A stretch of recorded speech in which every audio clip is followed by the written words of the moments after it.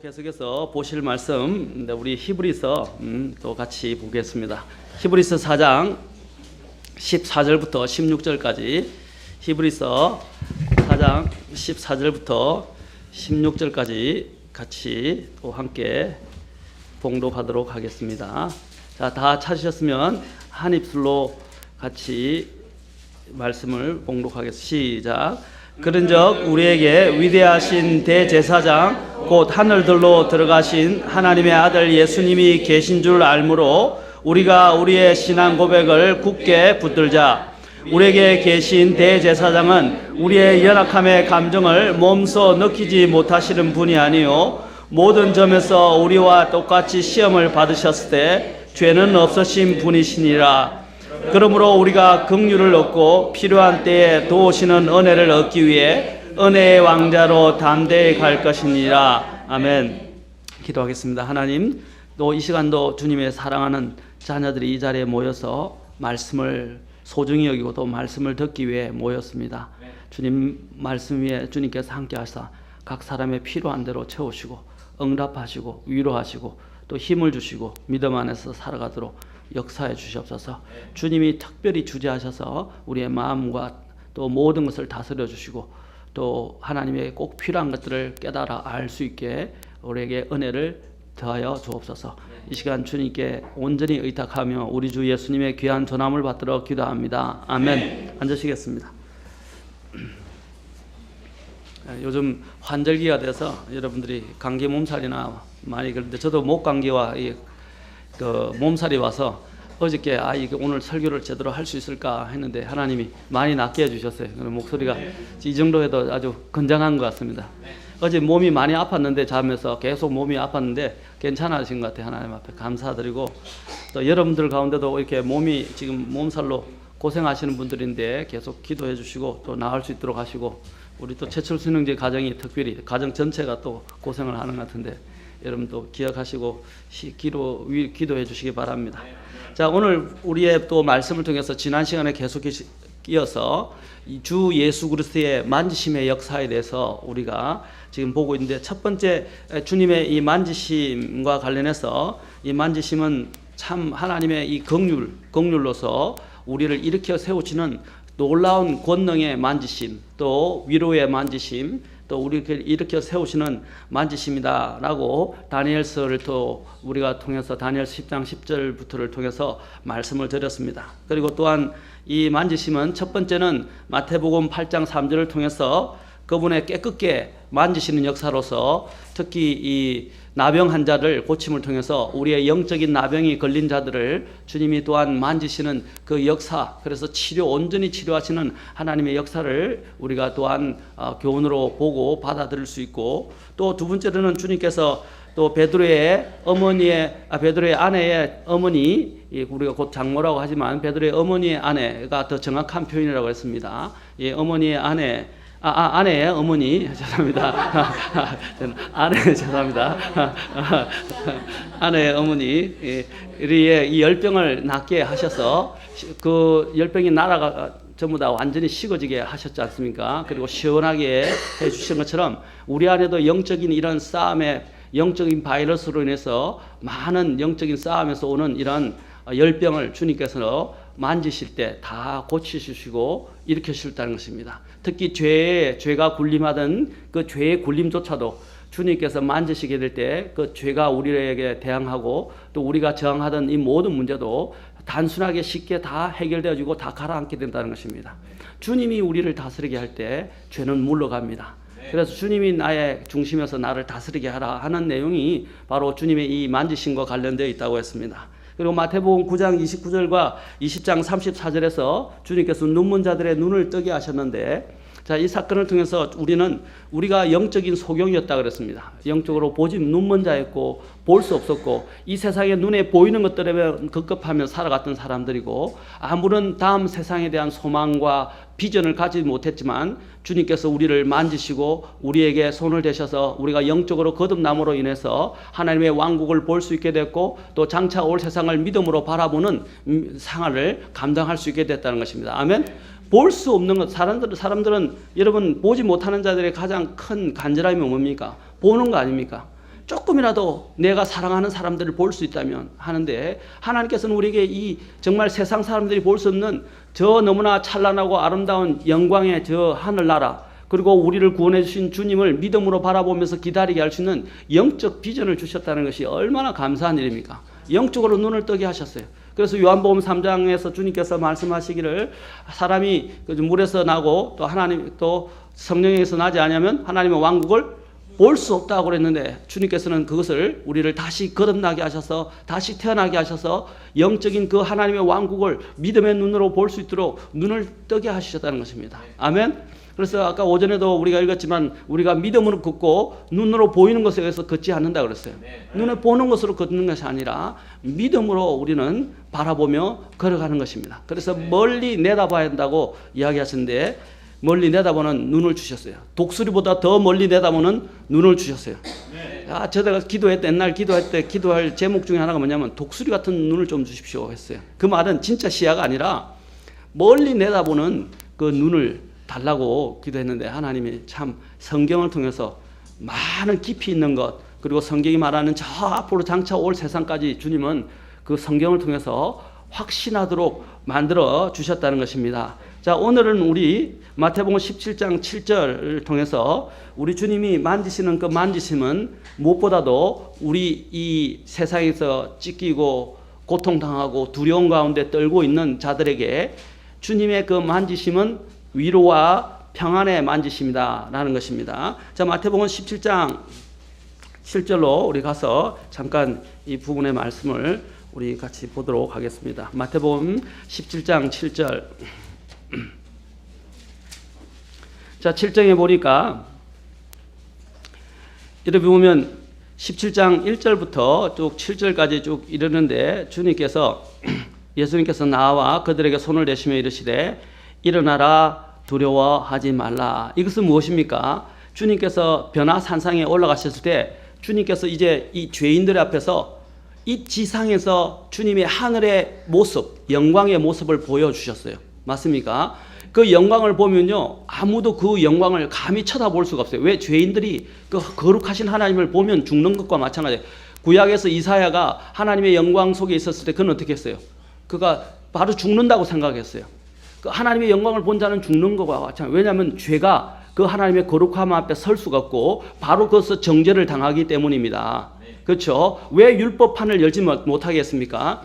율법판을 만지거나 언약궤를 만지거나 언약궤를 열어서 율법을 볼 수 없는 이유는 인간이 그 바로 된 하나님의 율법의 말씀을 보면 그 정죄하는 힘이 그 사람의 죄를 찔러서 그 사람을 사망의 율법의 정죄인 죽음으로 몰아가기 때문입니다. 그래서 사람들은 감히 그것을 손대거나 그것을 볼 수가 없었어요.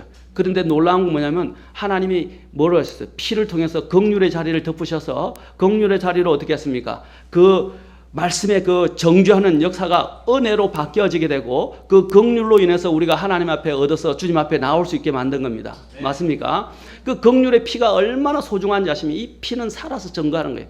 우리 살아계신 대제사장이신 예수님이 그 흘리신 그 피는 살아서 지금도 효력을 발휘하고 있고 누구든지 어떠한 죄인들도 지금 현재 있던 죄인 그것도 앞으로 있게 될 모든 어떤 죄인들도 그 살아서 지금도 영원히 역사하는 그 피를 힘입어서 그 긍휼의 자리를 통해서 주님 앞에 나아가게 되면 모든 죄가 다 용서받고 하나님 앞에 담대히 설 수 있도록 만들어 주신다는 사실입니다. 그것이 얼마나 큰 은혜입니까? 어떻게 우리 같은 죄인이 감히 하나님을 바라보고 하나님 앞에 서서 또 하나님과 대면할 수 있겠습니까? 아무도 없어요. 분명히 디모데전서 6장에는 뭐라 그랬어요? 하나님은 불멸하시고 하나님은 누구도 근접할 수 없는 빛 가운데 계신다고 그랬어요. 근접할 수 없는. 그런데 그 근접할 수 있는 그 하나님을 우리가 배아릴 수 있고 하나님 앞에 나아갈 수 있도록 하나님이 오늘 본문을 통해서 히브리서를 통해서 뭐라고 하셨어요? 은혜를 주시고 또 긍휼을 얻을 수 있도록 해 주셨다는 것입니다. 아멘. 그래서 담대히 그 은혜와 긍휼을 힘입어서 우리 같이 감히 하나님을 볼 수 없는 자들이 하나님 앞에 나아가서 하나님께 아뢰고 하나님을 대면할 수 있도록 직접 배아릴 수 있도록 우리에게 이런 큰 은혜를 주신 것, 이보다 더 감사한 일이 어디 있습니까? 아멘. 감사한 일이 없는가 봐요. 다들 뭐 잠에 취해서 너무나 피곤하셔서 없는 것 같아요. 그래서 우리 주님의 이 만지심은 우리에게 이런 평안과 위로를 가져주시는 정말로 놀라우신 자비로운 손길이라는 것입니다. 정말 긍휼이 풍성하신 손길이에요. 자, 오늘 여기서 보면 주님께서 그 제자들, 아까 마태복음 17장에서 제자들이 두려워서 엎드려서 두려워 떨고 있을 때 주님이 그들을 손을 대면서 뭐라고 말씀하셨어요? 두려워하지 말라. 여러분, 두려워하지 말라 이런 말이 성경에 365번 나와요. 자, 이 말은 뭡니까? 주님께서 매 우리의 삶 가운데서 주님을 의지하고 주님을 믿는 사람들은 이 세상에서 살아갈 때 두려워할 필요가 없다는 거예요. 주님이 만지실 때 모든 우리를 두렵게 하는 존재들, 우리를 대적하는 모든 것들이 다 물러가게 됩니다. 아멘. 주님이 함께 하시면 그 어떤 것이 무섭습니까? 심지어는 인간에게서 가장 무서운 원수가 뭐예요? 죽음 아닙니까? 죽음. 특히 둘째 사망 아닙니까? 그러나 우리 주님께서 승리하셔서 둘째 사망의 열쇠를 갖고 계세요. 우리 주님이 열어주신다 이 말입니다. 우리가 죽어도 우리는 이제 영원한 둘째 사망에 들어가지 않아요. 그렇죠? 그 둘째 사망의 해를 입지 않을 것입니다. 왜냐하면 주님이 키를 가지고 계시고 주님이 우리를 그곳에서 나올 수 있도록 이미 은혜를 베풀어 주셨다는 사실입니다. 여러분, 얼마나 우리는 그래서 우리의 가장 두려운 공포인 죽음, 참 죽음만큼 마음을 아프게 하는 게 없어요. 저도 저의 선친을 떠나보냈기 때문에, 또 할아버지부터 선친을 떠나보냈기 때문에 그 아픈 마음을 너무나 잘 압니다. 또 제가 제 사랑하는 친구가 군대에서 같은 군종병이 그날 만났다가 예배를 드리고 그 다음날 가서 구타 사건으로 죽어서 변사체로 소식을 듣게 됐는데 얼마나 아팠는지, 마음이 아팠는지 몰라요. 가까이서 보던 사랑하는 사람들을 떠나보내는 것, 죽음이 우리에게서 가장 큰 적 아닙니까? 그런데 하나님께서 이 우리 주 예수님을 통해서 우리 주 예수님이 우리를 손대셔서 우리를 하여금 다시 저 세상에서 부활한 가운데서 볼 수 있는 그런 특권을 허락해 주신 것 얼마나 감사합니까? 우리가 그분의 영광을 보는 것은 우리의 죄를 발견하게 되는 것입니다. 그때 우리는 하나님의 거룩하심과 존엄하심과 공의로우심에 오는 두려움을 느끼게 됩니다. 왜냐하면 그분은 또한 아까도 말씀드렸지만 심판하시는 분이시기 때문에 두려움은 고통을 줍니다. 그래서 요한서에서 두려움은 뭡니까? 우리에게 고통을 준다고 그래 있어요. 그러나 어떻게 해요? 완전한 사랑은 그 두려움을 내보낸다고 그래요. 내버린다. 우리 주님의 사랑이 내 안에 들어오기 시작하면 그 두려움도 다 사라져요. 아멘. 죽음, 우리를 두렵게 하던 이 모든 것에서 아까 만족의 비교라는데 모든 만족이 들어오기 때문에 이제는 다른 것들이 필요가 없어요. 이제 우리가 구할 것도 필요가 없습니다. 요한일서 4장 18절 같이 한번 읽어봅시다. 요한일서 4장 18절. 자, 요한일서 4장 18절. 제가 아까 금방 말씀을 드렸던 내용이지만 성경이 말씀하신 것을 다시 한 번 더 우리가 확정해 보면 좋겠습니다. 자, 16절부터 18절까지 읽읍시다. 16절부터 오늘 제가 오전에 잠깐 언급했던 말씀이 16절인데 같이 읽겠습니다. 시작. 우리를 향해 하나님께서 가지고 계신 사랑을 우리가 알았고 또 믿었나니 하나님은 사랑이시므로 사랑 안에 거하는 자는 하나님 안에 거하고 하나님도 그 안에 거하시느니라. 이 점에서 우리의 사랑이 완전하게 되었나니 이것은 우리가 심판날에 담대함을 가지게 하려 함이라. 이는 그분께서 더하신 것 같이 우리도 이 세상에서 그러하기 때문이니라. 사랑에는 결코 두려움이 없고 완전한 사랑은 두려움을 내쫓나니 이는 두려움에는 고통이 있기 때문이라. 두려워하는 자는 사랑 안에서 완전하게 되지 못하였느니라. 여러분, 우리는 주님의 완전한 사랑을 입었고 그 경험한 사람입니다. 아멘. 두려움이 우리를 지배할 수 없어요. 그런데 우리는 어떤 때는 두려움이 주는, 제가 그림자를 보고 두려워한다 그러는데 이제 이 세상의 것들은 그림자에 불과한 것입니다. 아멘. 여러분 사자가 묶여 있는데 제가 설도육정을 보라 그랬죠. 사자가 묶여 있는데 마치 사자가 묶여 있는데도 우리는 겁을 먹고 사자 옆으로 못 지나가는 거예요. 그렇죠? 못 지나가요. 근데 지나가도 사자가 나를 해치지 못해요. 왜? 묶여 있어 나한테 접근할 수 없다 이 말입니다. 여러분 사망의 또한 사망의 어두운 그림자가 내를 싹 덮고 있어요. 예, 그림자가 우리가 어두운 그림자가 나를 엄습할 때 얼마나 두려움을 느낄 수 있겠죠. 그러나 그 두려움이 나를 해할 수 없단 말입니다. 이 세상에 있는 것들은요 나를 해할 수 없어요. 그 어떤 것도 우리 주님의 사랑의 손에서 나를 빼내갈 수도 없어요. 아멘. 주님의 완전한 사랑이 우리를 완전히 지키시기 때문입니다. 그래서 요한서신에서 뒤에 5장에 보면 뭐라고 그랬습니까? 악한 자가 너 안에 있는 그 안에 있는 그렇죠? 너희 새 사람인 바로 우리 안에 있는 영을 우리 안에 있는 사람을 만지지 못한다 그랬어요. 만지지도 못해요. 이것은 하나님의 것이에요. 그래서 그림자가 오는 것을 두려워하지 마십시오. 제가 수요일에도 이야기했지만 우리의 몸은 죽여도 혼을 죽이지 못하는 자를 두려워하지 말고 몸과 혼을 능히 지옥에서 멸하시는 하나님을 두려워하라 그랬어요. 오직 하나님만이 우리를 영원한 멸망 지옥에 보낼 수 있는 유일한 분입니다. 그런데 하나님이 우리를 그곳에서부터 지킨다 그런다면 우리가 두려워할 게 뭐가 있어요? 제가 수요일날 제가 담은 요즘 유행하는 단어가 있는데 뭐냐? 이 세상에 있는 것은 다 지나갈 것이다. 그렇죠? 그래서 소풍 갔는데 우리 또 윤자매님이 막 그걸 이야기하시더라고요. 우리 다 지나갈 겁니다. 이 세상에 있는 거 다 지나가요. 왜 지나갈 것들에 우리는 집착합니까? 다 사라질 것들이고 지나갈 겁니다. 이제 영원한 영광의 것들이 우리에게 다가올 것인데 두려워하지 말아요. 우리 주님이 우리 안에 계시고 우리와 함께 계시고 우리의 이러한 문제들을 해결해 주셨다는 것을 기억하십시오. 심지어는 죽음이 우리에게 찾아온다 할지라도 죽음을 두려워하지 마시고, 왜냐하면 우리는 무덤을 열고 일어날 것이기 때문입니다. 그래서 하나님이 이러한 주님이 우리에게 만지심은 특별한 만지심, 그 어떤 것도 줄 수 없는, 어떠한 다른 종교도 우리를 이렇게 바꿔줄 수 없는, 줄 수 없는 것들을 주님은 주셨다는 사실입니다.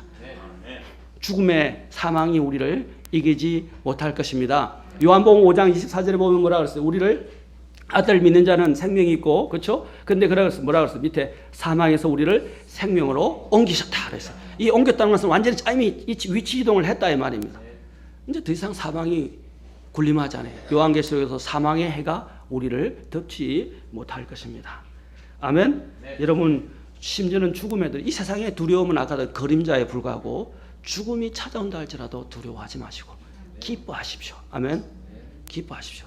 이번에 항리산의 어머니도 구원받으셨는데 무엇보다 더 기쁜 게 뭐예요? 어머니가 돌아가시는 건 참 마음 아픈 일이지만 저희 어머니도 연세가 많으시고 이제 아픈 일이지만 우리는 어디서 볼 수 있습니까? 천국에서 볼 수 있잖아요.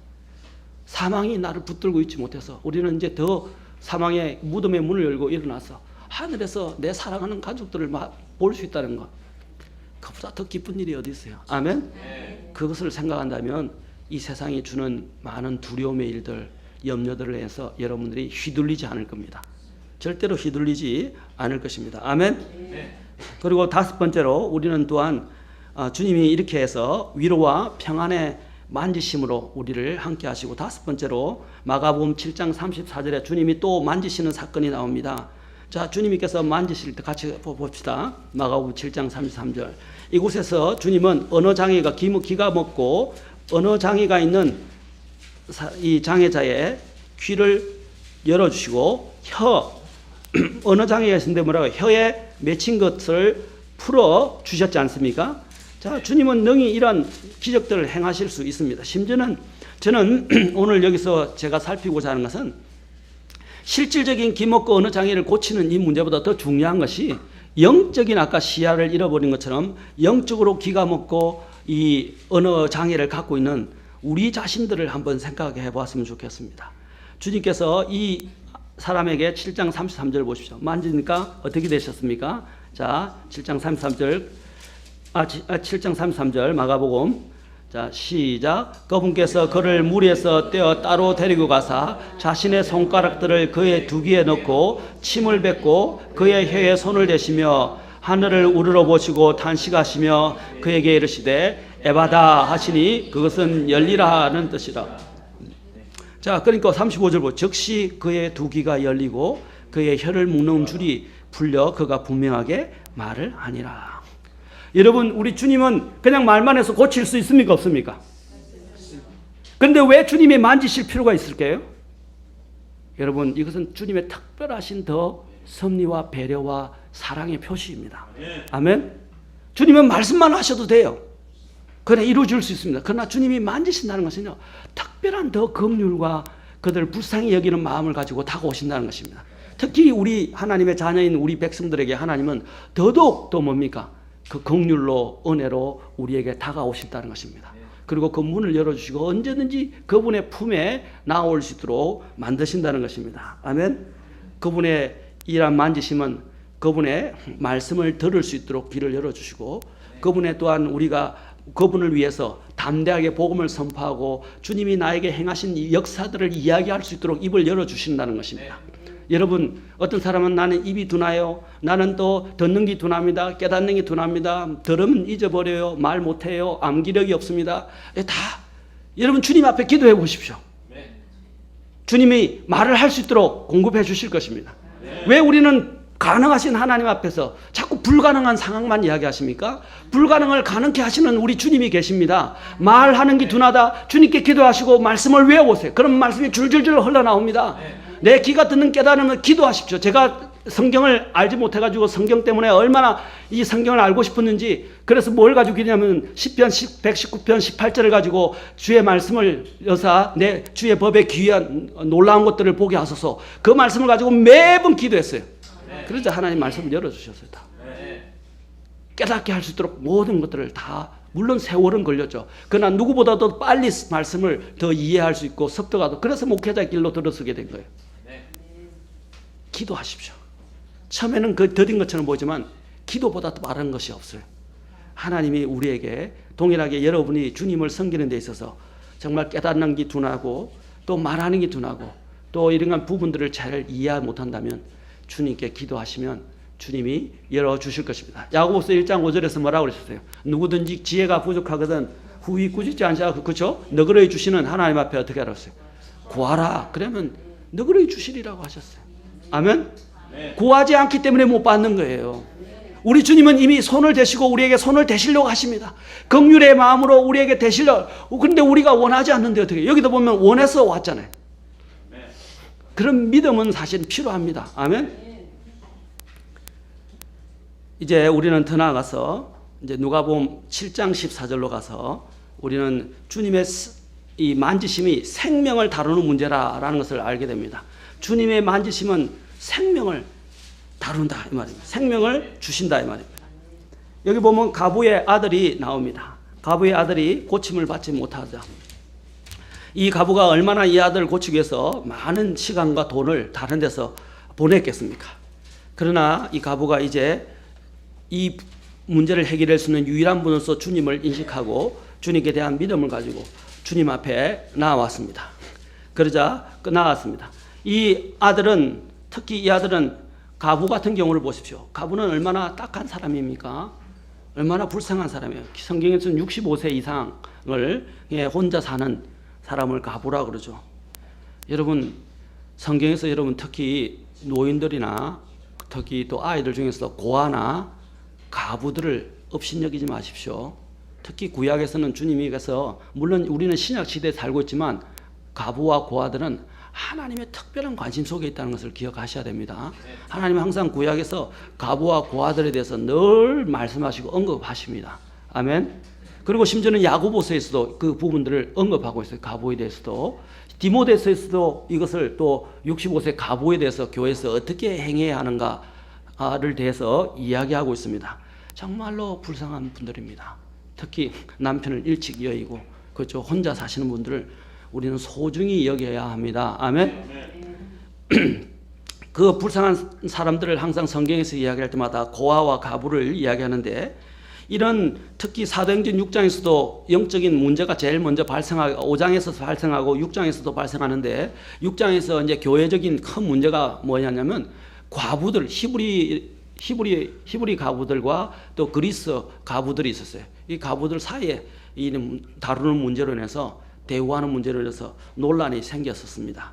이런 가운데서도 주님은 특히 사도들 통해서 이 문제를 사람들을 통해서 세우셔서 그것을 해결할 수 있도록 역사하신 것을 통해서 하나님은 과부에 대해서 특별한 관심을 가지고 계신데, 오늘 이 자리에도 보면 이 과부가 나타난 것을 보게 됩니다. 특히 이 과부는 혼자 살고 있는데 심지어는 외아들이 있었어요.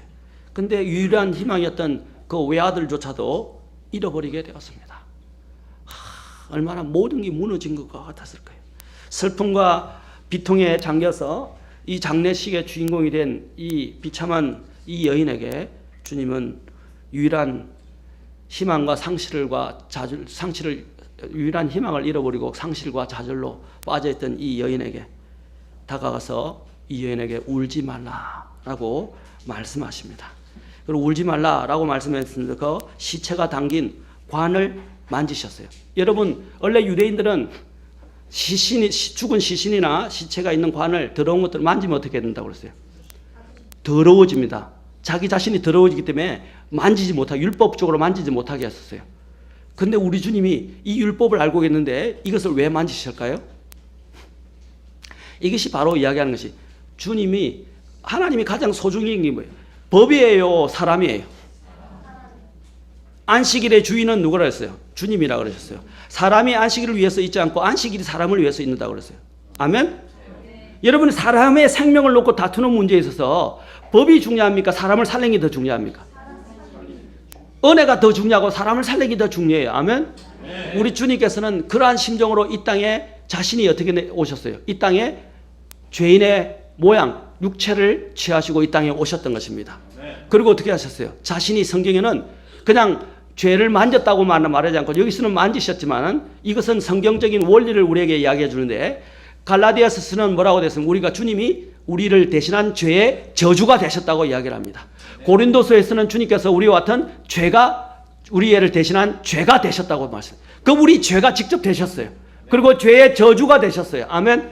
누구 때문에? 우리를 위해서. 오늘 이 장면은 바로 그것을 보여주는 것입니다. 주님이 바로 이 관을 직접 손을 안 대셔도 나사로야 나오라 하는 것처럼 살릴 수 있어요. 아멘. 근데 왜 주님이 관을 만지시는 것입니까? 그에 대한 긍휼을 주님이 말씀해 주신 거, 주님이 바로 자신이 죄가 되신 것을 말씀하시는 거예요. 주님은 우리의 아픔과 우리의 형편을 다 헤아릴 수 있으신 분이십니다. 아멘. 우리 안에 있는 것들을 만지실 수 있는 분이, 여러분의 모든 문제를 주님께 가져가셔서 주님이 다루시도록 하십시오.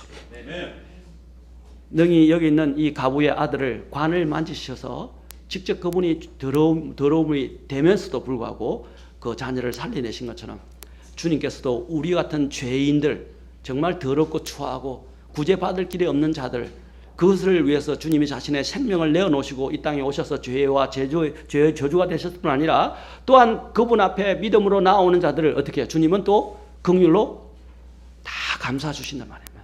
아멘. 그렇죠?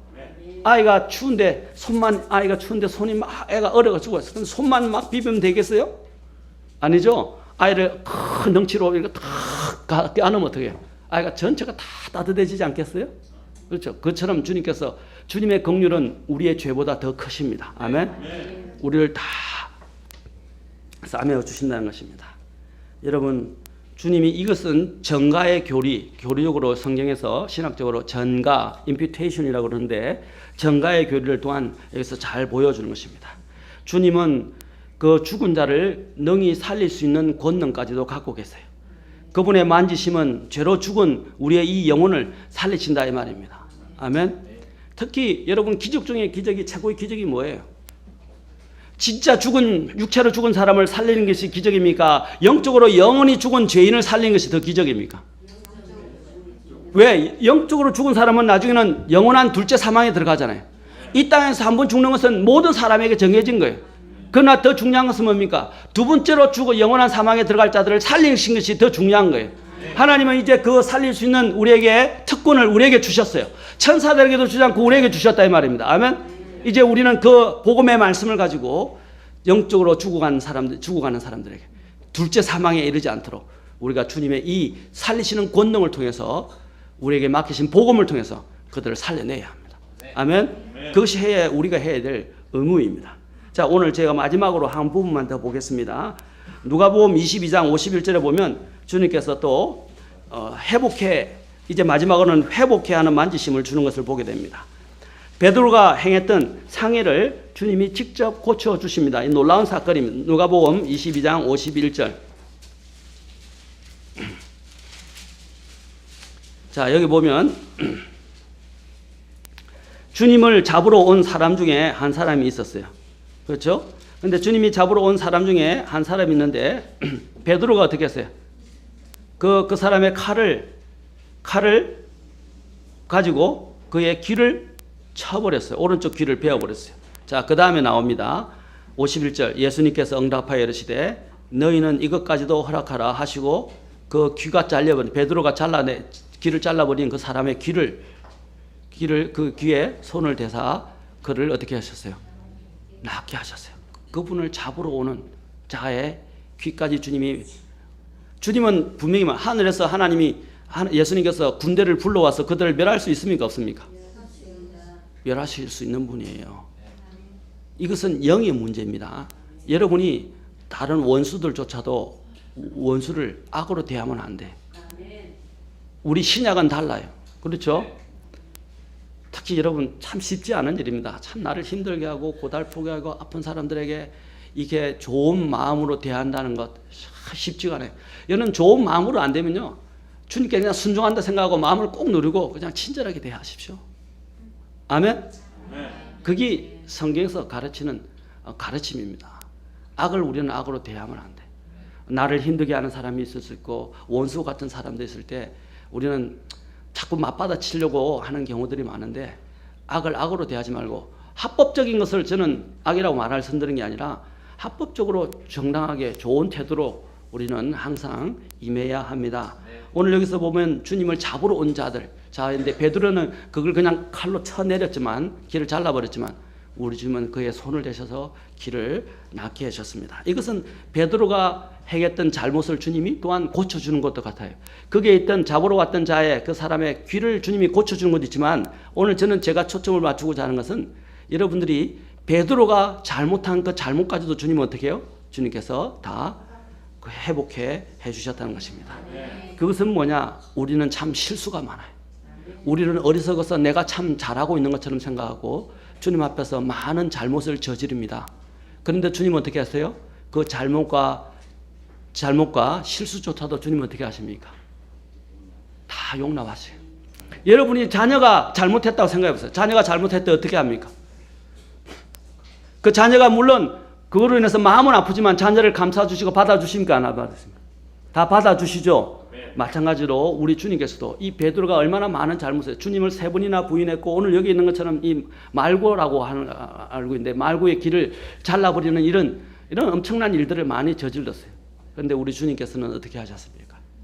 그 문제까지도 주님은 나서 개입하셔서 만져주시고 그를 오히려 회복시켜 주셨다는 사실입니다. 심지어는 자신을 배반하는 자신을 배반할 유다의 발을 어떻게 하셨어요? 씻겨주셨어요. 그때 사실 유다는 회개하고 주님께로 돌이켰어야 했습니다. 그러나 그는 회개하지 않고 마귀가 그 안에 들어가서 마귀에게 마음을 열어주고 마귀가 그 안에 들어가서 마귀가 가득 차서 주님을 팔게 만들었던 거예요. 주님은 자신을 팔 유다에게도 회개할 기회를 주셨어요. 만약에 유다가 회개했다면 주님은 받아주셨을 줄 믿습니다. 주님은 우리의 실수조차도 다 아시고 만져주시는 것이고 고쳐주시고 회복시켜주시는 분이십니다. 그래서 저는 우리가 죄를 지은 것도 하나님이 조장하셨다는 말이 아니라 우리가 죄를 잘못하고 옆길로 가더라도 하나님은 다시 그를 돌이켜서 바른 길로 가도록 만들어주신 분이고 또 모든 것들을 선으로 또한 인도하시는 분이시라는 것입니다. 아멘. 하나님은 모든 것에 계세요. 그래서 우리가 잘 아는 로마서 8장 28절의 말씀을 우리는 잘 압니다. 하나님의 이 주님의 만지심은 모든 우리의 심지어는 실수까지도 문제를 만회하시고 고쳐주시고 바로 잡아주실 수 있는 분이시라는 것을 믿음으로 가져가시기 바랍니다. 많은 사람들이 실수를 안 하려고 얼마나 애를 씁니까? 실수를 안 하려고 어떤 사람들은 심지어는 앞에 나서 간증하는 것도 실수는 안 하려고 막 들고 그러는데 그래서 자유로워야 하세요. 실수해도 이건 다 받아줄 수 있어요. 맞습니까? 또 교회 안에서는 세상에서는 실수를 하면 무자비하게 막 쳐내고 잘라버리고 또 해고시킬 수 있는지 모르지만 교회는 그런 것은 없어요. 물론 죄를 회개하지 않는 문제는 다른 문제지만 그렇지 않은 우리의 여러 가지 사람이 살다 보면 연약함에 의한 실수 또 여러 가지 문제들이 일어날 수 있는데 그것은 어떻습니까? 교회 안에서는 다 용서되고 받아줄 수 있단 말입니다. 아멘? 그런데 오늘날 교회들 보면 오히려 교회가 더 강한 정죄의 집단이 돼서 사람들을 정죄하고 밀어내고 하는데 우리는 정죄하기 위해 존재하는 게 아니라 사람을 죄로부터 멀어져서 건강하게 세워주는 것이 목적입니다. 아멘. 교회 안에서의 징계도 마찬가지. 징계도 사람을 내쫓는 게 목적이 아니고 징계를 함으로써 그 사람이 죄에서 돌이켜서 교회 안에 다시 들어오게 하기 위한 것이 징계의 목적이에요. 교회에서 징계는 필요합니다. 아멘. 왜냐하면 죄는 다루어져야 돼요. 그러나 죄를 다루는 데 있어서 우리의 태도가 더 중요한 것입니다. 그 사람을 정죄해서 내모는 것이 아니라 그 사람이 죄를 회개하고 다시 돌이키도록 회복의 기간을 두고 건신 기간을 주고 다시 받아들이는 거예요. 그것이 성경적인 방법이고 주님의 마음이에요. 주님은 우리가 내 자녀가 잘못을 했어요. 근데 그 잘못에 빠져서 나는 안 돼. 나는 이제 더 이상 가망이 없어. 나는 하나님 앞에 나가도 엄마 앞에 가도 엄마한테 용서 못 받을 거야. 이렇게 생각하고 안 나온다면 부모의 마음이 어떻겠어요? 거기서 자기 생각 속에서 헤어나오지 못하는 거예요. 엄마가 아니야. 내가 용서해 줄게. 언제든지 나와. 엄마가 아무리 이야기하는데도 그걸 못 믿고 자기 생각 속에 빠져서 나는 엄마한테 가면 안 돼. 이제는 더 이상 나아갈 수 없어. 면목이 없어. 용서 안 할 거야. 말만 저렇게 이야기하는 거지 진짜 용서 안 할 거야. 이렇게 생각하면 어떻게 되겠어요? 연기 잘하죠? 연기를 하는 게 아니고 그 심정을 실제로 이야기하는 거예요. 정말 내 마음을 열고 엄마 잘못했습니다 하고 잘못했습니다 하면 엄마는 다 받아준다 이 말이에요. 마찬가지로 우리 하나님도 하나님께서 늘 열려 있어요. 어떠한 죄인이라도 언제든지 그분 앞에 회개하고 나오면 주님은 다 받아주시는 분이십니다. 아멘. 아까 로마서 8장 28절 우리 가서 같이 함께 읽어보도록 합시다.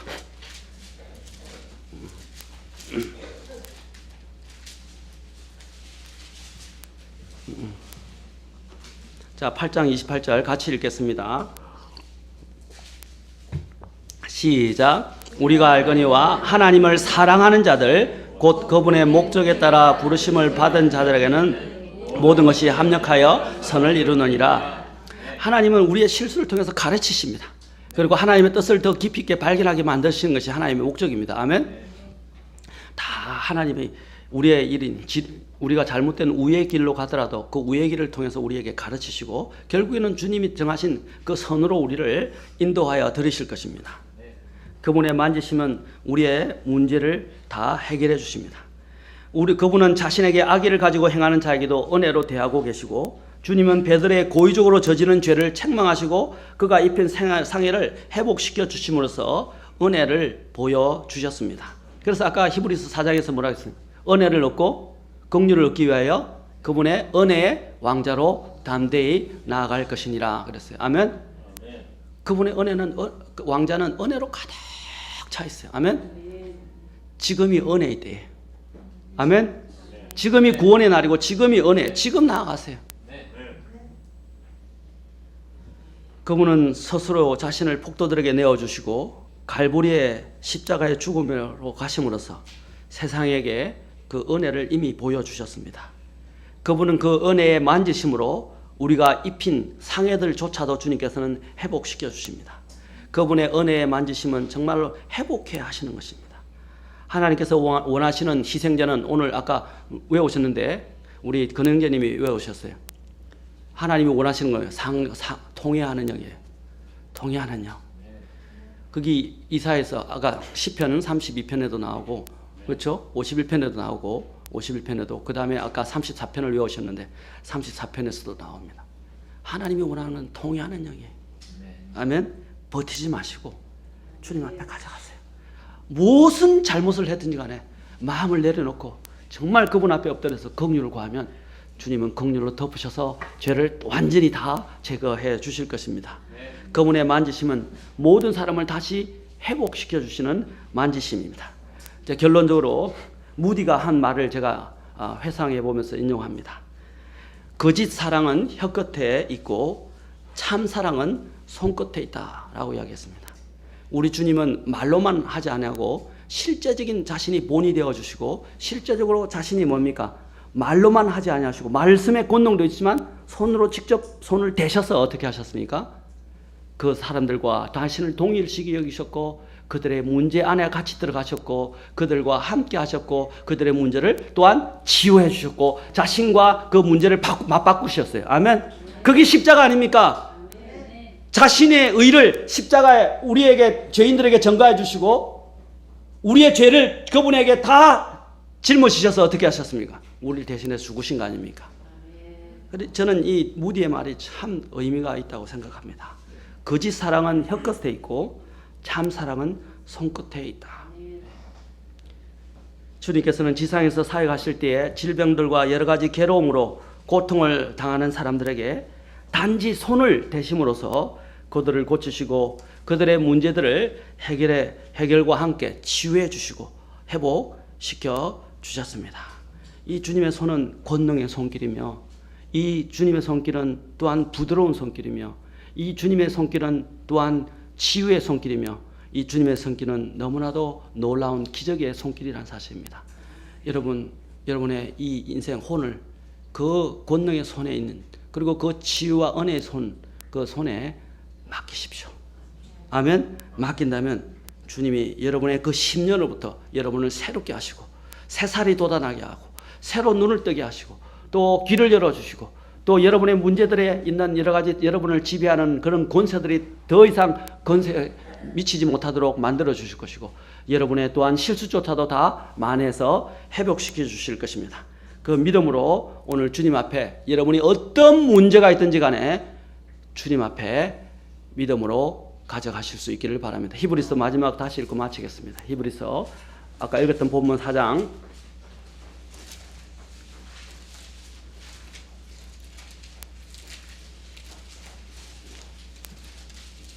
여러분이 갖고 있는 해결하지 못한 죄가 있든지 어떤 문제가 있든지 어떤 여러 가지 마음속에 해결되지 못한 문제가 있든지 오늘 주님 앞에 가져가시기 바랍니다. 14절부터 16절까지 읽겠습니다. 시작. 그런즉 우리에게 위대하신 대제사장 곧 하나님의 하늘로 들어가신 하나님의 아들 예수님이 계신 줄 알므로 우리가 우리의 신앙 고백을 굳게 붙들자.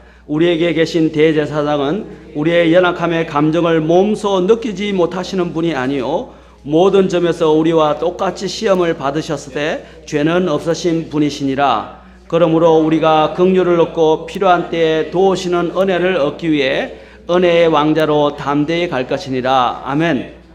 16절 보세요. 우리가 긍휼을 얻고 필요한 때에 도우시는 은혜를 얻기 위해 어떤 왕자? 은혜의 왕자로 담대히 나아갈 것이니라. 왜? 우리의 대제사장은 우리의 연약함을 친히 다 느끼시는 분이시고 다 아시는 분이십니다. 아멘. 기도하시겠습니다.